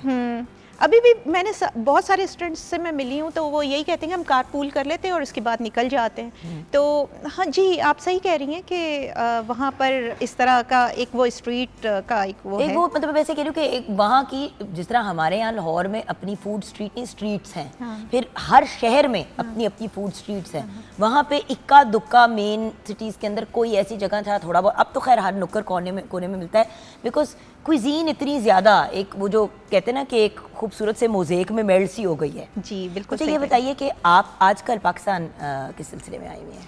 मैं असल में टेलीफिल्म कर रही हूँ, PR से प्यार, ये डॉक्टर अताउल्लाह अली की है। और असल में हुआ ये था कि मैं वहाँ पर made in Canada, not made in Canada, made in Canada के नाम से एक सिटकॉम कर रही हूँ। तो उसके तकरीबन 4 एपिसोड्स हम लोगों के रिकॉर्ड हो चुके हैं। तो उसके बाद डॉक्टर अताउल्लाह अली ने मुझे इसकी ऑफ़र की कि PR से प्यार, तो उसकी शूट जो वहाँ की इनिशियल शूट थी वो करवा दी है हमने, और अब जो है यहाँ की भी परसों जो है डन हो गई है अल्हम्दुलिल्लाह। तो उस सिलसिले में मेरा आना हुआ है। वंडरफुल। और वापसी कब? वापसी अभी आई एम नॉट श्योर कि मैं कब जाऊँगी। थोड़ा सा घूम फिर थोड़ा लें, थोड़ा घूम फिर एंजॉय कर लें। कितने देर से बाद आई हैं? असल में मैं आई 2 साल के बाद हूँ, लेकिन उससे पहले मैं 7 इयर्स के बाद आई थी, और अच्छा। उससे पहले 8 इयर्स के बाद आई। मतलब मैं काफ़ी टाइम के बाद आती हो, तो अब ज़रा आए हुए हो तो एंजॉय करके जाओ। और इसी वही वाली बात है ना कि अब ट्रैवलिंग भी इतनी महंगी हो गई है। ट्रैवलिंग महंगी हो गई है, लेकिन अब कह रहे हैं कि 1 जुलाई के बाद और महंगी हो गई। ओह हाउ वंडरफुल, चलो ग्रेट, बस यही एक खबर चाहिए थी। Thank you so much. आज सुबह सुबह आके कैसी आपने बेहंगम किस्म की खबरें हमें हमारे साथ शेयर की। एनीवे, कोई पैगाम, कोई मैसेज हमारे व्यूअर्स को देना चाहोगी? जी, मैं ये ज़रूर कहना चाहूँगी कि देखिए, मैं अभी यहाँ कुछ लोगों से मिली हूँ, हर कोई वो ये कि पाकिस्तान से शिकवे रहते हैं लोगों को। पाकिस्तान से शिकवा ना करें। आपको नहीं पता कि हम वहाँ बैठ के कितना मिस करते हैं पाकिस्तान को, इवन दो कि वहाँ हर चीज़ अवेलेबल है, अल्हम्दुलिल्लाह वी आर ब्लेस्ड। लेकिन उसके बावजूद जो एक पाकिस्तान का आपकी जो रूट्स होती हैं ना, आप उसको ना छोड़ सकते हैं ना भूल सकते हैं। तो इसलिए पाकिस्तान को अगर आप जो यहाँ पे शिकवा करते हैं और फिर वो जब वहाँ जाते हैं ना, तब उनको कदर आती है अपने मुल्क की। तो ये कि मैं ये कहना चाहूँगी कि खुदारा अपने वतन की कदर करें और शिकवे शिकायतें बंद करें, अपने आप को बेटर करें। और जो ये हाँ, एक चीज़ और जो कि यहाँ पर जिस सिलसिले में मैं आई हुई भी हूँ मूवी के सिलसिले में, इस मूवी का जो बेसिकली आप समझ लें वो बेस कर रही है, जो यहाँ पर आजकल चीटिंग बहुत बढ़ गई है। जो लड़कियाँ या लड़के शॉर्टकट के सिलसिले में वहाँ की लड़कियों से या लड़कों से शादी करते हैं और उसके बाद फिर जाके उनको मतलब वो वहीं पे रुक जाते हैं, छोड़ देते हैं। और वहाँ रुक जाते हैं और उनको छोड़ देते हैं, लड़कियों को या लड़कों को। तो मैं ये कहना चाहूँगी कि वो चीटिंग ना करें, जो काम करें दिल से करें, अगर किसी से शादी करनी है दिल से करें। बिल्कुल। तो इसी के ऊपर बेस कर रही है मेरी ये मूवी, और डेफिनेटली आप लोगों को पसंद आएगी।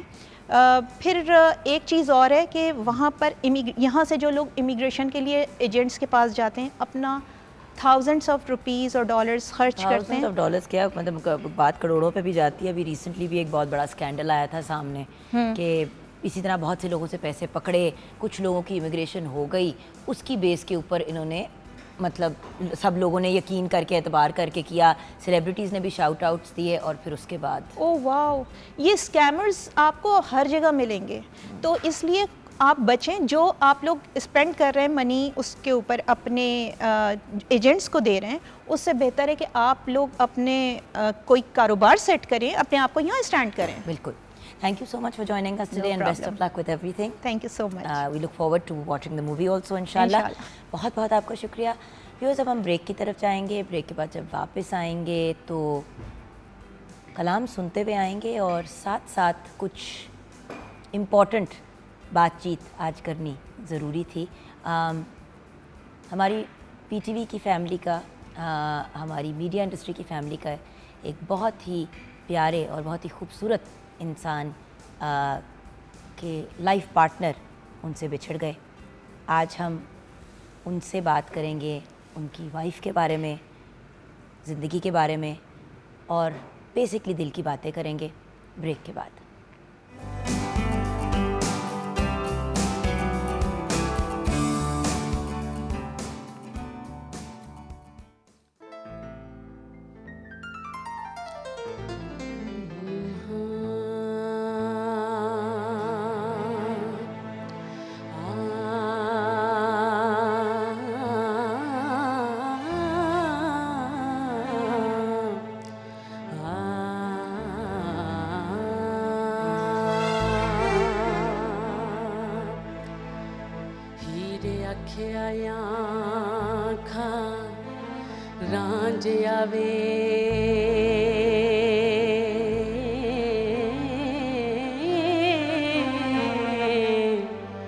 गली लग मिलिए जांदी वार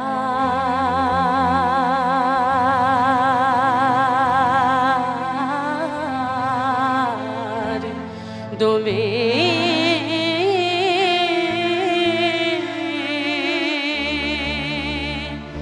नैन तरसदे रहनेंगे उम्र सारी।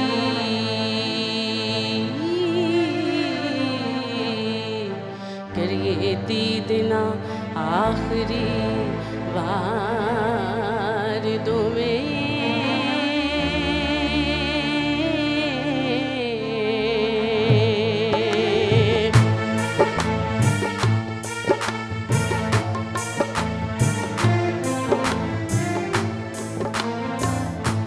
ईदाते शब रातायां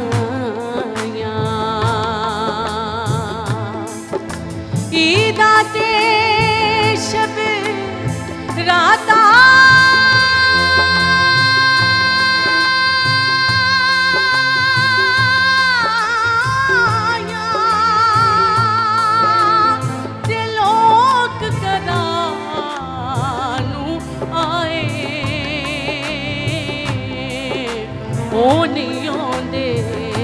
फिर मुहम्मद जेड़े आप हथीं दफनाए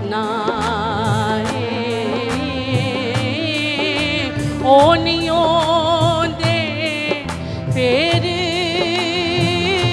मुहम्मद जेड़े आप हथीं दफनाए।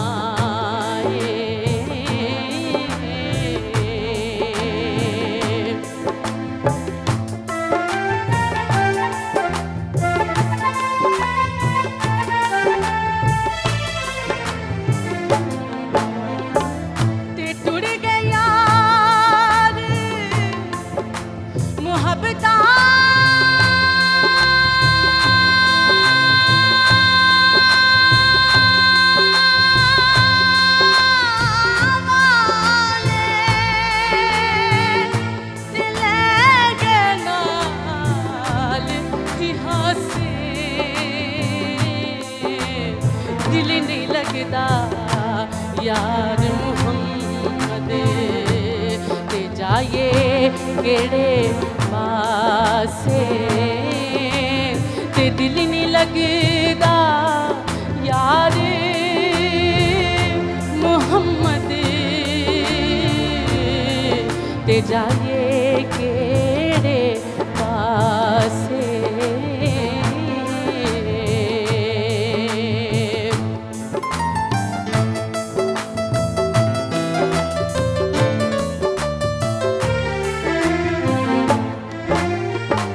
ते गली मैनू छड़ गया माही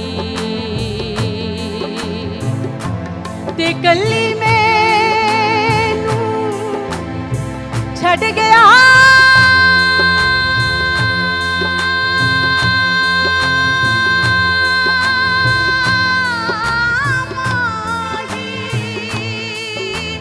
ते पा गया विच फिकरां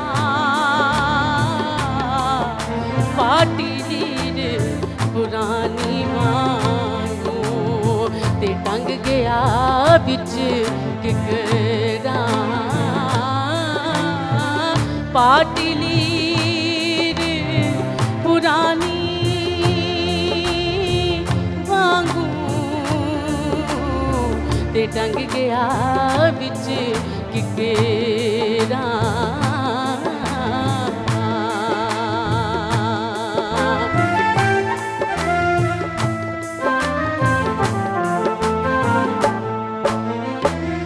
सुपने दे विच मिलिया माही ते मैं गली विच पालियां बावां डरदी मारी अख ना खोलां ते पैर बिछड़े ना जावां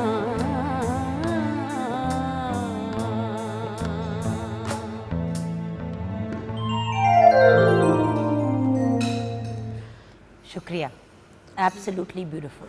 Thank you so हमारे much. साथ व्यूअर्स हैं बहुत ही टैलेंटेड और ब्रिलियंट सूफ़ी सिंगर शबाना अब्बास।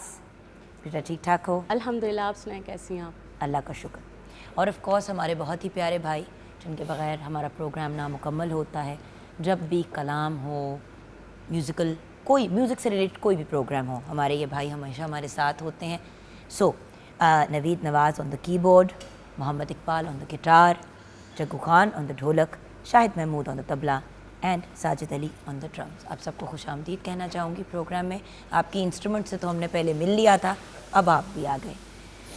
व्यूअर्स, हमारे साथ आज एक ऐसी पर्सनालिटी हैं जो हमारी पाकिस्तान टेलीविज़न नेटवर्क, हमारी मीडिया इंडस्ट्री की फैमिली का एक बहुत इम्पॉर्टेंट और बहुत प्यारा हिस्सा है।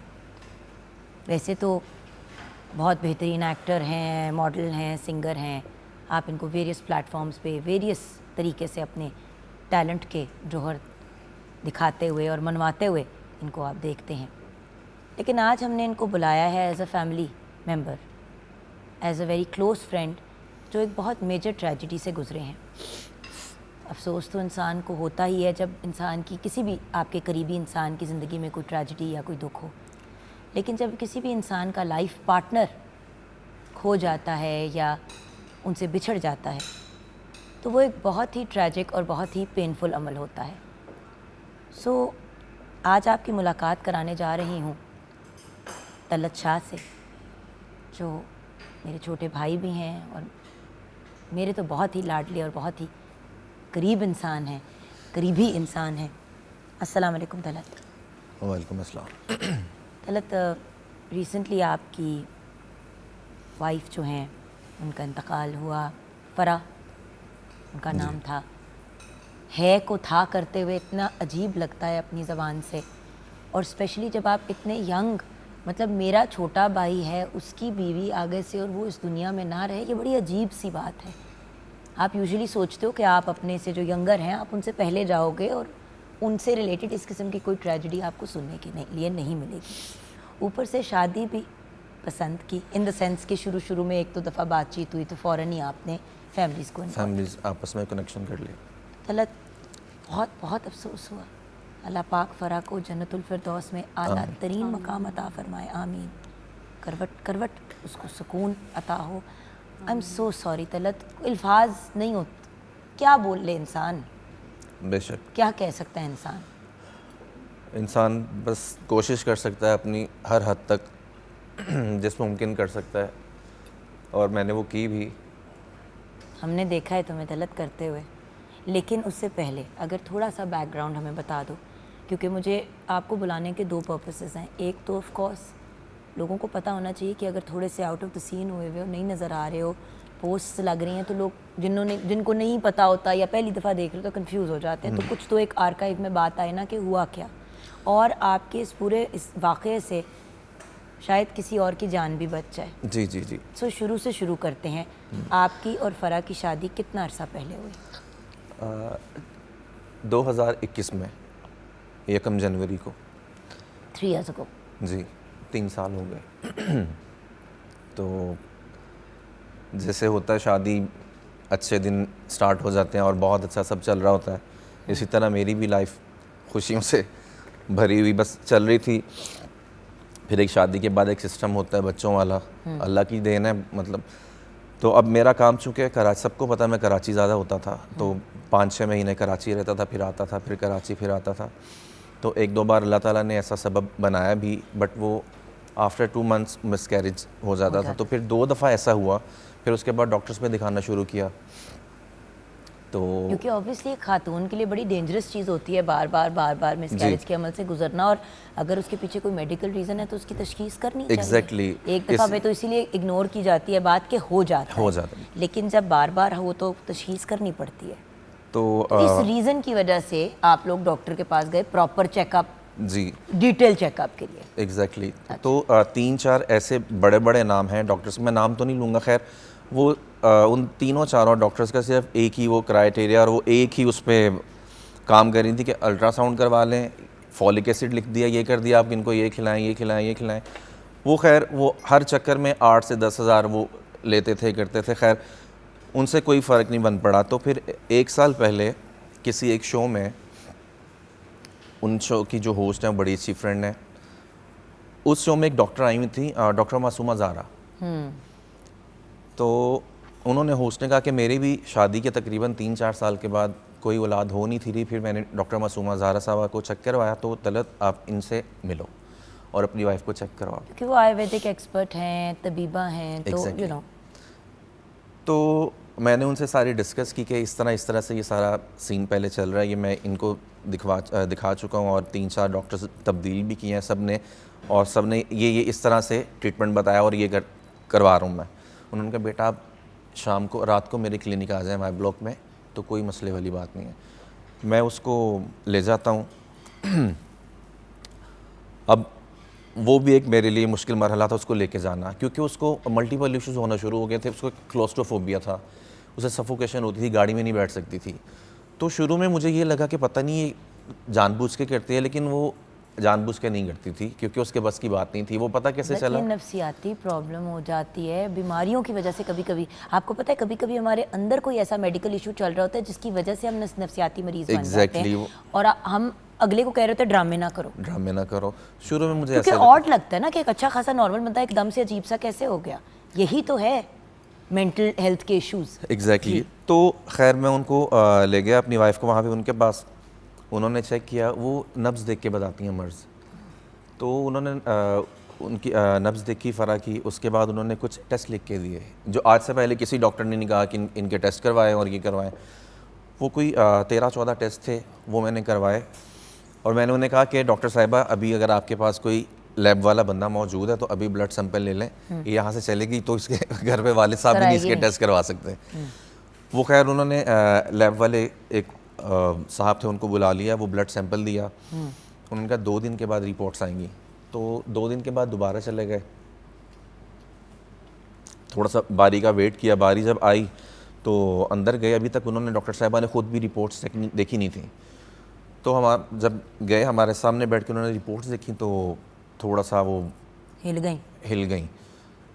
तो अब थोड़ा सा ना अपने आप को वो कंपोज कर रही हैं, मतलब मैंने थोड़ा सा इसने भी भांप लिया। उसने कहा आप बताएं डॉक्टर साहिबा क्या बात है, कि कोई मसले वाली बात है? कहती नहीं नहीं नहीं बेटा, कोई ऐसी मसले वाली बात नहीं है, क्योंकि मैं बता चुका था ये बड़ी डरपोक और बहुत ज़्यादा, आपको पता है ये सफोक, क्योंकि उस दिन भी मैंने बताया था कि मैं इसको कैसे लेके आया हूँ। इवन कि मैंने बेचारी को उस दिन थप्पड़ भी मार दिया कि मतलब क्या ड्रामे कर रही हूँ, गाड़ी में चीख रही थी कि मुझे निकालो बाहर, मतलब वो बर्दाश्त ही नहीं कर पाती थी गाड़ी में बैठना, उसको लगता था कि मुझे अभी कुछ हो जाएगा।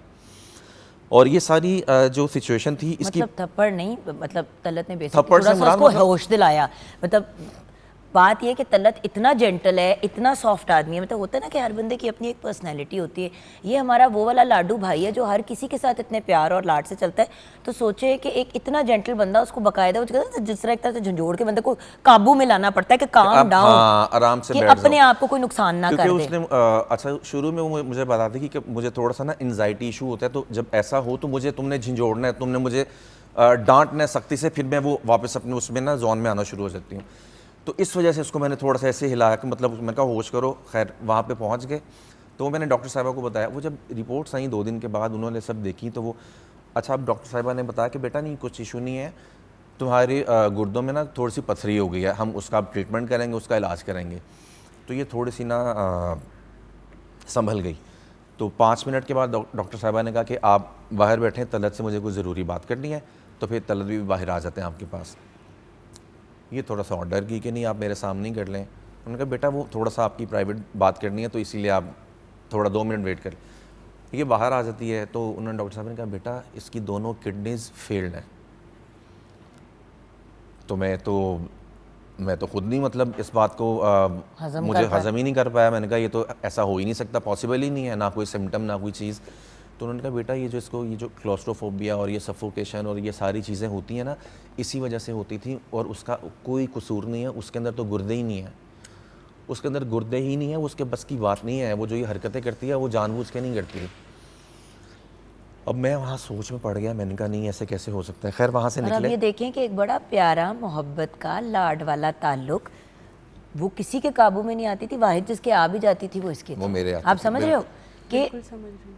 जो होता है ना कि एक बंदा, जिस तरह मैं हमेशा फैसल की तरफ देखती हूँ, मेरी जब भी कुछ होता है ना वो एक नेचुरल एक चीज़ आपकी, जैसे पहले हम माँ की तरफ देखते हैं, उस तरह अगर लाइफ पार्टनर अच्छा हो तो आप अपने लाइफ पार्टनर की तरफ देखते हो कि ऐसा सांभेगा।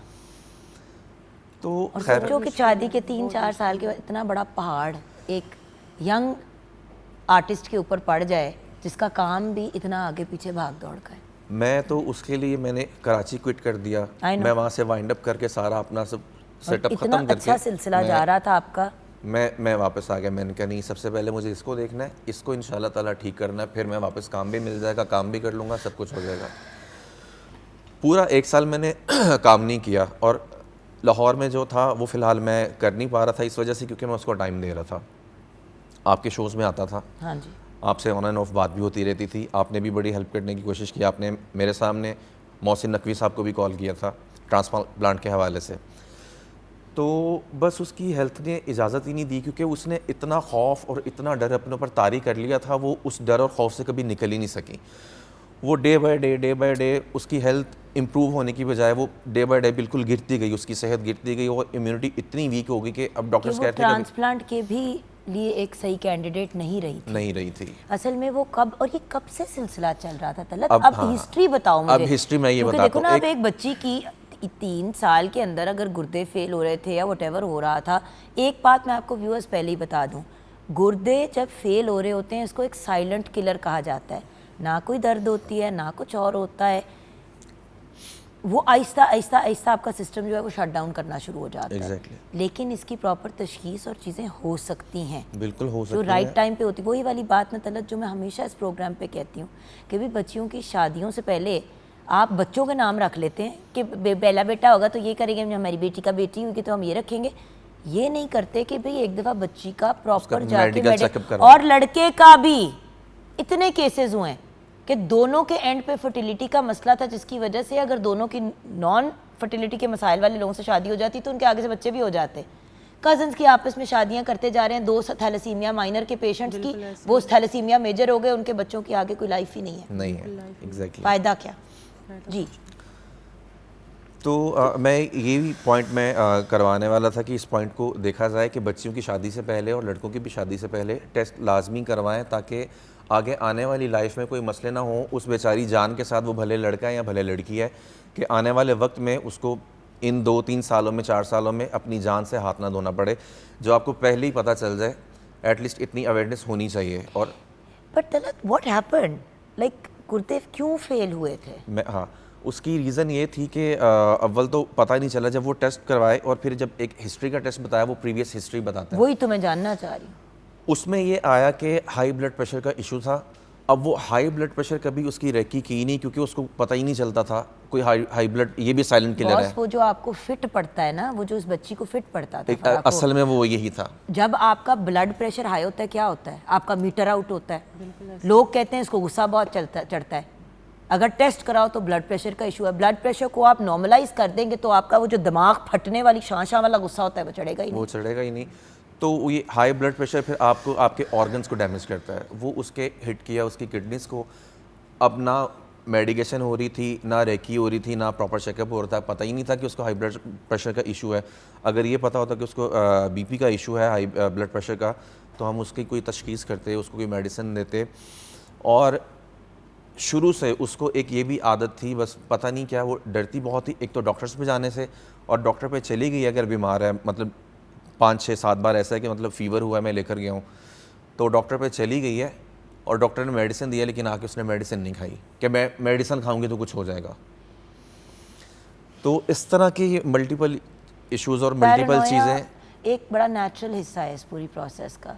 इसी व्यूअर्स, इसीलिए मैं हमेशा कहती हूँ कि नफ्सियात के मसाइल के लिए अगर आप माहिर नफ्सियात के पास जाएं, तो मैं आपको एक बात बताऊँ व्यूअर्स, अगर वो बच्ची को प्रॉपर तरीके से यंगर एज में देखा जाता तो शायद अगर इसको यंगर एज पे ब्लड प्रेशर का इशू था और हाई ब्लड प्रेशर का इशू था, अगर उसी वक्त कंट्रोल में ले आते तो किडनी तो डैमेज ही नहीं होनी थी। मसला ही है ना, ब्लड प्रेशर पकड़ा जाता था, गुर्दे ना डैमेज होते। यही तो आपको कहती हूँ कि हमारी बॉडी इंटरकनेक्टेड है हर चीज़ से। एक ख़राब चीज़ होती है तो 6 और ख़राब होनी शुरू हो जाती हैं। ब्रेक की तरफ चलेंगे, तलत वापस आएंगे। तो आज हम तलत की वाइफ फ़रा को याद कर रहे हैं, और तलत की सबसे मुझे प्यारी बात ये लगी कि आप मैं आ जाऊंगा, लेकिन सिर्फ इसलिए क्योंकि मैंने अवेयरनेस देनी है, और मैं चाहता हूं कि मेरे इस एक्सपीरियंस के थ्रू अगर किसी एक बच्चे की जान बच जाती है तो वाई नॉट। तो तलत, वे सो ग्रेटफुल। ब्रेक के बाद वापस आएंगे और इस गुफ्तगू को कंटिन्यू करेंगे।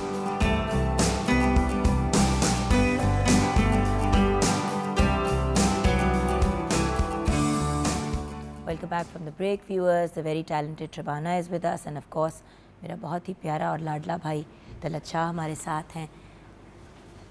अभी ब्रेक से पहले व्यूअर्स हम यही बात कर रहे थे तलत से, हम सारे मेरे भाई म्यूजिशंस, शबाना, उनके लिए आई गेस ये ज़रा न्यूअर न्यूज़ थी, बिकॉज होता ही है कि हम लोग खुद इतना काम कर रहे होते हैं कि उस रट में, उस राह में ये चीज़ें कभी कभी मिस भी हो जाती हैं, और उसके अलावा भी बंदे को बैक स्टोरी नहीं पता होती। इंसान हमेशा यही सोचता है कि कोई नेचुरल कॉज हुआ होगा, लेकिन इतनी यंग डेथ के पीछे नेचुरल कॉजेज़ कम ही होते हैं। हाई ब्लड प्रेशर अननेचुरल चीज़ है, और गुर्दों का फेल होना भी अननेचुरल चीज़ है। एक से दूसरी चीज़ हुई और मामला ख़राब से ख़राब तर होता गया। लेकिन तलत, अब ये बताओ कि अब यहाँ से ये सारा एक्सपीरियंस जो 3-4 साल आप फ़रा के साथ गुजरे, आपने साथ दिया, आप जो कर सके आपने किया, और हमने आपको देखा। मुझे पता है कि किस तरीके से कभी इधर भागते थे, कभी उधर भागते थे। शबाना, इस लड़के ने कोई नुक्कर कोना, पाकिस्तान, दुनिया कहीं का नहीं कि कोई मुझे सिरा मिल जाए। इसने मुझे एक दफ़ा कहा भी, कहता है आप ही मैं सब कुछ बेच दूंगा, मैं सारा कुछ फारिग कर देता हूँ, मुझे कोई सिरा मिल जाए, कोई सिरा मिल जाए। हर बंदा जवाब दे रहा है, हमें हर बंदा जवाब दे रहा है। और किडनी ट्रांसप्लांट के लिए भी पेशेंट के को तैयार तो होना चाहिए ना। जहनी तौर तो चलो दवाइयाँ दे के अगले को मनवा के करवा ही लेंगे कि भाई जहनी तौर पे बंदा नॉर्मल नहीं है, लेकिन जिस्मानी तौर पे तो आप तैयार हो ना। ट्रांसप्लांट के लिए आपकी बॉडी को तैयार होना चाहिए, और वो उस बच्ची की नहीं थी तैयार बॉडी। और एट वन पॉइंट कुछ बेहतर भी हुई थी तबीयत, बीच में हमें उम्मीद भी हुई थी। 2 से 3 बार माशाल्लाह वो बिल्कुल वापस अपनी सेहत में आ गई थी। लेकिन जब वो अपने उसी जोन में चली जाती थी ना, वो बहुत ज़्यादा सोचना शुरू कर देती थी, उस चीज़ को अपने पर हावी कर लेती थी। तो फिर वो डे बाय डे उसकी वो हेल्थ इम्प्रूव होने की बजाय, जैसे मैंने पहले कहा, वो उसकी सेहत इतना गिरने लग जाती थी कि एकदम वो फिर हम दोबारा डायलिसिस वाली साइड पर चले जाते थे। डॉक्टर साहब थे, वो आपके शो में भी आ चुके हैं, डॉक्टर वकार अहमद न्याज, वंडरफुल मैन, बहुत अच्छे इंसान, वंडरफुल मैन, बहुत अच्छे इंसान है। उन्होंने बहुत साथ दिया, उन्होंने इसके 6-7 महीने डायलिसिस रोक भी लिए थे, तो ये बहुत खुश थी। तो अच्छा, कोई इसने वाली एक बात है ना, इसने दवाई एक छोड़ देती थी। बेवकूफ़ी है, और एग्जैक्टली। बात ये कि उसको दवाई देते भी थे तो वो लेती नहीं थी। अब बात ये कि आप एक जवान इंसान के मुंह में डाल के मुंह बंद, ये मतलब कितना किस हद तक, तो वो मेडिसिन छुप छुप के लेना छोड़ देती थी, आपने मुझे बताया। बिल्कुल, और बताती नहीं थी। तो वो जब अब क्योंकि अब इसका ट्रीटमेंट चल रहा था, तो हम हर 10-12 दिन के बाद वो रेकी के लिए पता कि इसके मतलब वो चीज़ कहाँ, क्रेटिनाइन लेवल कहाँ खड़ा है और यूरिया कहाँ खड़ा है, तो उसके लिए हम करवाते रहते थे हर 10-12 दिन के बाद ब्लड टेस्ट। तो 5-6 महीने से इसका वो यूरिया और क्रेटिनाइन वो कंट्रोल होके वो डे बाय डे वो नीचे आ रहा था, उसके नीचे आ रहा था। और वो तकरीबन जब 3.4 पे आया ना, तो हम सब बहुत खुश हो गए थे कि अल्लाह का शुक्र है कि अब ये बिल्कुल वापस नीचे की तरफ गिर रहा है, और अच्छी बात है। 1.5 पे आता तो उसने बिल्कुल नॉर्मल लाइफ में आ जाना था, और फिर ट्रांसप्लांट 100% होता और बिल्कुल ऐसे जैसी नई ज़िंदगी मिल जाती है। बाकी ज़िंदगी वो तो अल्लाह के हाथ में है, इंसान जो अपनी पूरी कोशिश करता है वो हम करते रहे। जब उसको ये पता चला कि वो क्रेटिनाइन 3.4 पे आ गया है, यूरिया 55 पे आ गया है, जो खुशाइंद बात थी, बहुत अच्छी। उसको अब लगा मैं तो परहेज़ कर रही हूँ, और मैं परहेज़ करती रहूँगी, जो डॉक्टर साहब ने मुझे चार्ट दिया मैं उसी चार्ट को फॉलो करूँगी। लेकिन पता नहीं एकदम से फिर उसके माइंड में वही आया हुआ, मैं मेडिसिन खाऊँगी। मेडिसिन उसने छोड़ दी। अब चूँकि वो पिछले एक वो साइकिल बना हुआ है पिछले 5-6 महीने का, वो उसी रूटीन में वो मेडिसिन खा रही है, और अब घर में भी सबको यही पता है कि ये उसी टाइम पे अपनी मेडिसिन खा रही है, ले रही है। वो 10-11 दिन गुजरे, उसने वो मेडिसिन वो उस टेस्ट के बाद जो जिसमें 3.4 और यूरिया 55 पे आ गया था, उसके बाद उसने मेडिसिन खानी छोड़ दी। तकरीबन 11 दिन गए रूटीन चेकअप के लिए, जो हर 10-11-12 दिन के बाद होता था, और उसी दिन वहीं पे लेबॉर्ट्री में वो ब्लड सैंपल लेके उसका टेस्ट होता था। तो 1.5-2 घंटे के बाद वो रिपोर्ट आती थी। वो रिपोर्ट जब आई तो वो क्रेटिनाइन लेवल शूट करके 16 पे पहुंच गया हुआ था। 3.4 से 16 पे, 16 पे, और यूरिया 260। तो बंदा तो उसमें जिंदा ही नहीं होता। डॉक्टर साहब दिमाग पकड़ के ऐसे बैठ गए कि तलत भाई इन्होंने क्या किया है, इन्होंने कोई ऐसी चीज़ खाई है लाइक बीफ या कोई। मैंने कहा डॉक्टर साहब मैं तो हमेशा उसको यही कहता रहता था कि तुम कुछ खा लो, तुम मक्खन, कोई दही, कोई दूध, कोई गोश्त। वो तो ऐसी चीज़ खाती ही नहीं थी, उसको सिर्फ जंक फूड पसंद था। तो मैंने कहा मतलब मेरी कभी बहस होती तो इन बातों भी बहस होती थी कि अच्छी चीज़ खाओ, ये हर चीज़ अवेलेबल है, मैं तुम्हें दे रहा हूँ सब, किसी चीज़ की कोई कमी नहीं थी खाने में, लेकिन उसको पसंद ही जंक फूड था। मैंने कहा उसने कभी जब ठीक थी माशाल्लाह उसने तब नहीं खाया, तो अब ये क्यों खाएगी। डॉक्टर साहब ने कहा कि ये आप इनको ले जाएं, मैं आप लोगों का केस नहीं कर रहा, और ख़बरदार आप लोगों ने बाहर बताया कि मेरे से आप ट्रीटमेंट के खुदा ना खासा कुछ हो गया तो मेरा नाम बाहर ख़राब होगा। मैं इतनी डर गई। डरने के बाद कहती है अच्छा मैं बताती हूँ मैंने क्या किया। कहती मैंने 10-11 दिन मेडिसिन नहीं खाई, और डॉक्टर साहब ने अपने माथे पे हाथ मारा। उन्होंने कहा तलत इस बच्ची ने मेरी 5-6 महीने की सारी मेहनत पे पानी फेर दिया है। अब उन्होंने कहा बेटा अगर आपको ज़िंदगी अब चाहिए, अब आपके दोबारा डायलिसिस होंगे, दोबारा डायलिसिस होंगे, तो एकदम मैं मेडिसिन से ये जो इतना कचरा अंदर भर गया मैं नहीं निकाल सकता, इसको डायलिसिस से ही रिमूव करना पड़ेगा। तो अब ये डर गई और डर गई, तो कहती मुझे 1 दिन का वक्त दे दें, मैं कल करवा लूँगी। आज मुझे उन्होंने कहा ठीक है चलो जाओ, आप कल आ जाना, लेकिन कल आके लाजमी डायलिसिस करवाओ। मैं आपसे प्रॉमिस करता हूँ आपके 4 डायलिसिस करूँगा, आपकी लाइंस रिमूव कर दूँगा, फिर आपको मेडिसिन पे ले आऊँगा, लेकिन आपने दोबारा ऐसी हरकत नहीं करनी। प्रॉमिस करके निकले हम वहाँ से। अगले दिन जाके फिर वही प्रोसेस स्टार्ट हुआ। और जो डायलिसिस का जो प्रोसेस है ना, जब वो लाइंस डलती हैं कैथेटर, वो मुझे पता है और मेरा अल्लाह जानता है, मतलब उसके डायलिसिस करवाना ज़मीन और आसमान को मिलाने वाला काम था।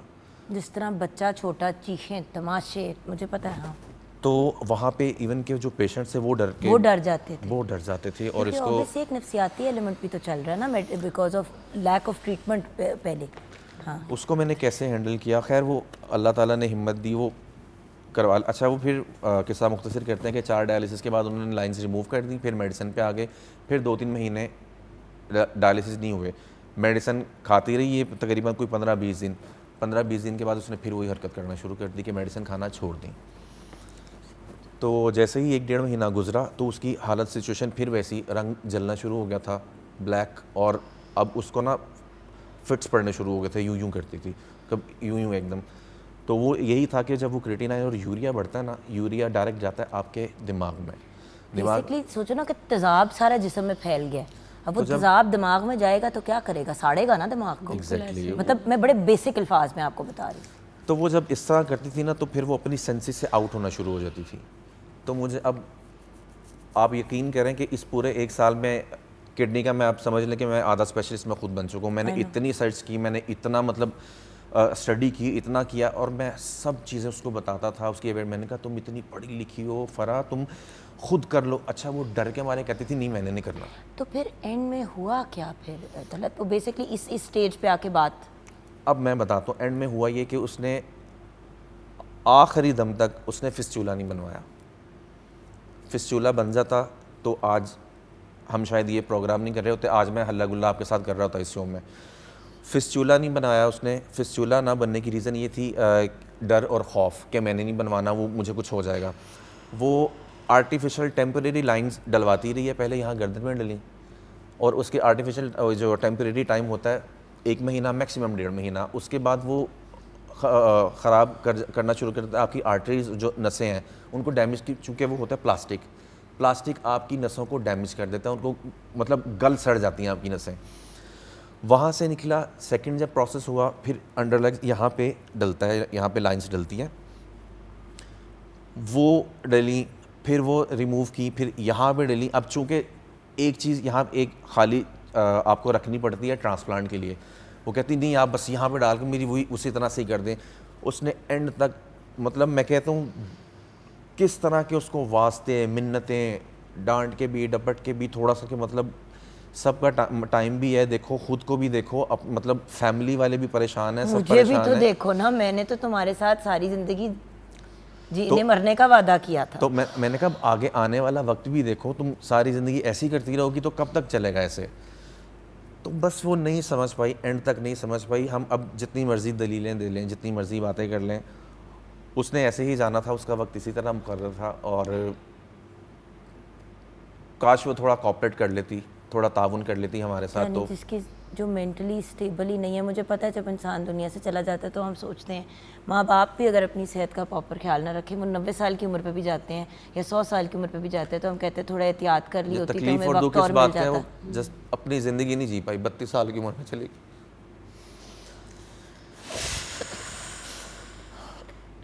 आई am so sorry Talat, I am so sorry.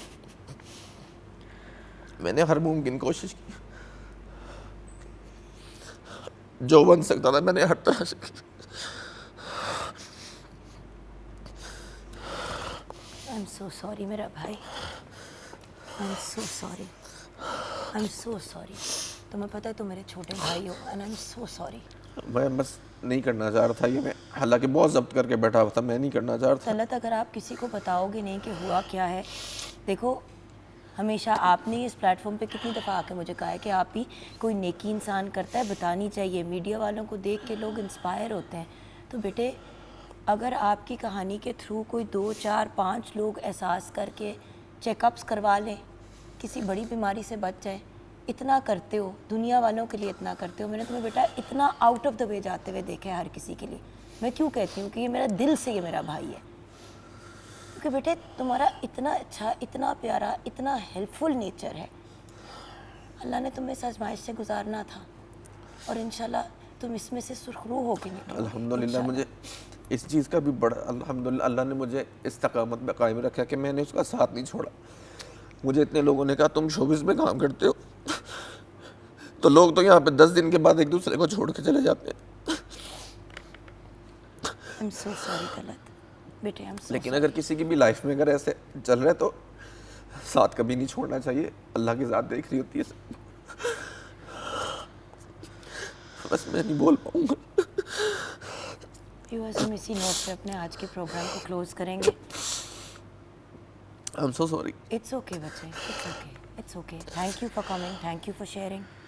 आपने हमें इस काबिल समझा कि हमारे साथ आके एटलीस्ट ये बात शेयर की।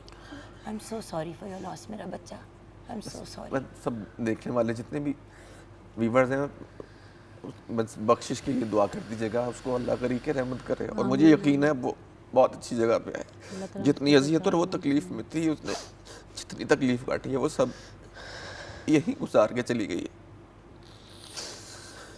व्यूअर्स, तलत और उनकी पूरी फैमिली को, स्पेशली फ़रा को अपनी दुआओं में याद रखिएगा। नाम लेके, हाथ उठा के रब ताला से उस बच्ची के लिए दुआ कीजिएगा कि उसे जन्नतुल फिरदौस में आला तरीन मकाम अता करे अल्लाह ताला। आमीन। अपना ख्याल रखिएगा। ज़िंदगी रही तो कल मुलाकात होगी। खुदा हाफिज़।